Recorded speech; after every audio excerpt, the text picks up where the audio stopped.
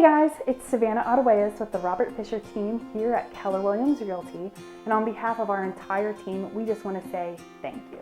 Thank you so much for the outpouring of love and support that we got from you guys at our Earth Day shredding event that took place back on April 22nd here at our office. Between the hours of 3 and 6 p.m., we were blown away by how much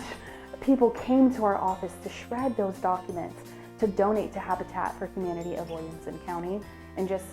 be real people loving on real people. It was fantastic to see that we raised over $2,000 for Habitat for Humanity, plus tons of tangible items such as rakes, shovels, light fixtures, you name it, we raised it. We couldn't have done it without you guys, and we are just so blessed to know and humbled to know that we can all come together and support such a great cause such as Habitat for Humanity, while also being able to provide that service to you guys. With that being said, make sure you mark your calendars for September of 2021, TBD on the date, but you guys always ask when the next one's gonna be, and we hear you. So go ahead and just be on the lookout sometime in September for our next shredding event, where we will partner with somebody new and just see how we can continue to spread that light and just to continue to be real people loving on real people.